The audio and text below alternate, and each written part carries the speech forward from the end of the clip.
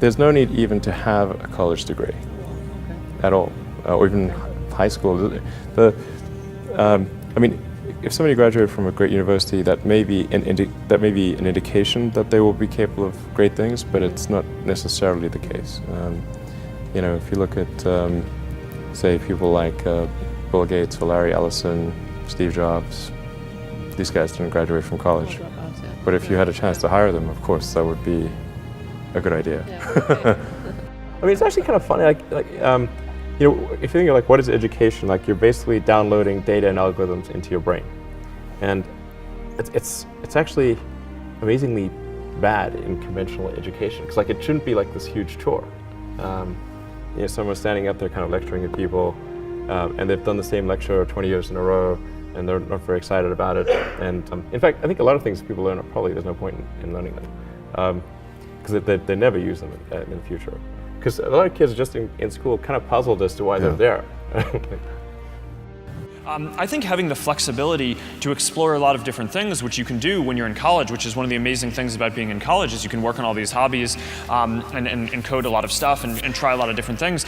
It's this amazing flexibility that I think most people take for granted. And once you decide, okay, I'm going to start a company and I'm going to do it with someone else, you immediately now need to convince someone else if you want to change your mind on something. And I think people really undervalue the option value and flexibility. I think explore what you want to do before committing is really like the key thing, and keep yourself flexible.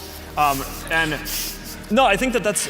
I agree. Yeah. Well, oftentimes business education today, and I see it all the time, kids come out of college, the best colleges, Wharton and Harvard and Stanford and some of the great business schools, and they'll come out and they won't have practical experience. There's too many case studies that aren't practical. The people who are doing the work that we care about are figuring out what to do next, not following the person who told them what to do next. And the problem with most colleges is they are high school, but with more binge drinking.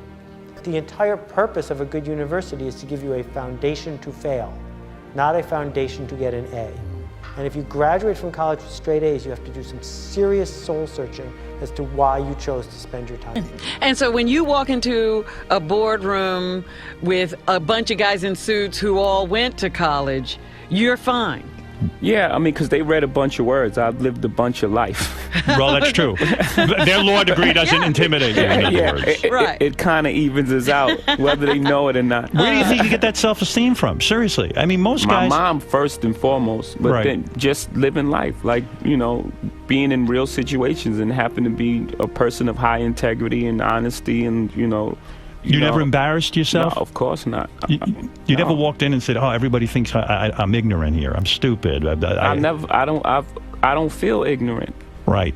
You know, I don't. Right. I felt like I came up in a situation, or a time, you know, where I wasn't afforded certain opportunities, and if afforded opportunities, I could be Oprah. I could be Bill Gates. I could be Warren Buffett. In my experience in business, there is very little difference, if any, between a very high-priced business education and what's available for a lot less money.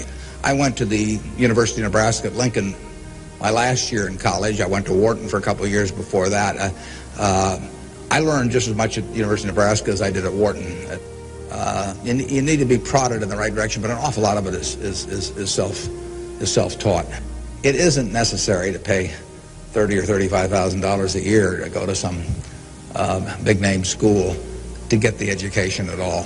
I mean, if you're going to learn accounting, which is probably the most important course you'd take in business, if you're going to learn accounting, you can learn accounting absolutely as well, in my view, going to UNO as going to Harvard. I mean, I see. I'd bet on that, and so I wouldn't run up huge bills.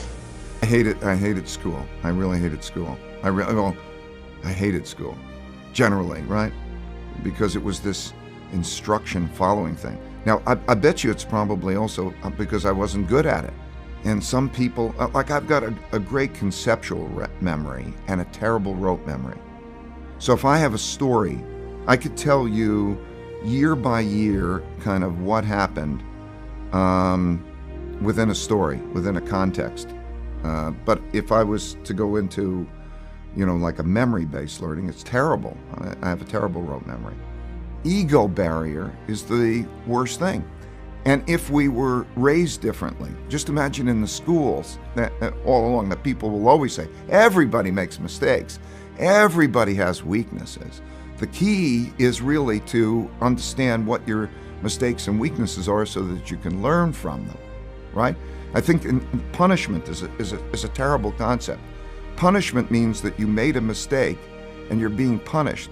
I think instead of punishment, every time somebody makes a mistake, you should say the only thing that you need to do to get out of your punishment is first think, what kind of mistake was that? So if I'm in a situation that's like that again, how would I deal with it differently, not to make that mistake? So that learning should come from the mistake, not punishment, because you're teaching people not to make mistakes.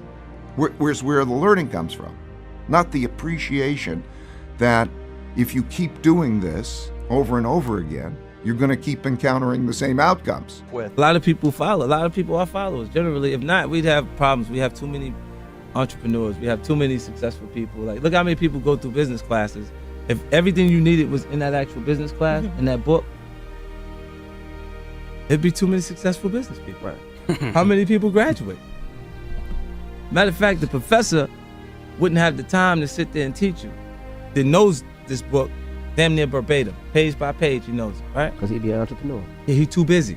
I'm doing way too much right now because I got the palm trees and we selling so much of the stuff that I'm doing that I ain't quite got time to teach no mother class right now because I'm with. And education is very good at training people to do the same things that we've done over and over again. And I think there's always a question what the nature of the educational good is. You can say it's an investment good, where you're investing in the future. You can say it's a consumption good, like college is a 4-year party.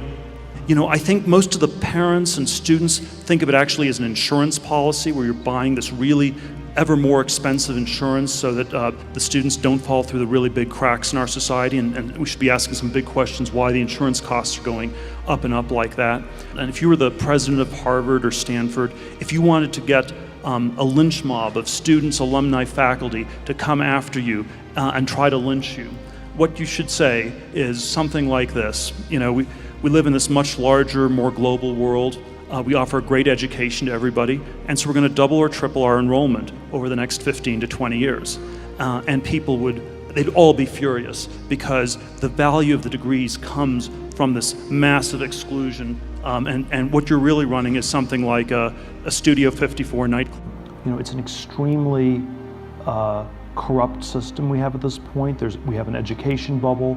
In the US, we have $1 trillion of student debt.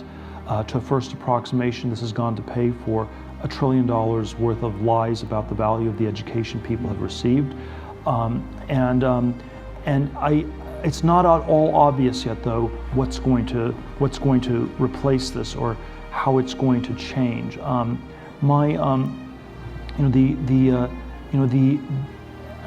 somewhat skeptical that it will be replaced by any sort of single unitary system. I have this fellowship for young people to start companies, and it's not. My claim is not that everybody should do this. I don't think everyone should become an entrepreneur. And I think there is no one size fits all.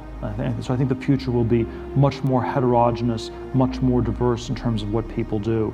What's really anomalous is the sort of unitary tracking, where you have to go to an elite college, you go to Yale or you go to jail. There's nothing else you can do, And so I think the universities are perhaps in the same place as the Catholic Church was in 1514, if we go back 500 years, where you have sort of this monolithic way, this universal way of body of knowledge of teaching things.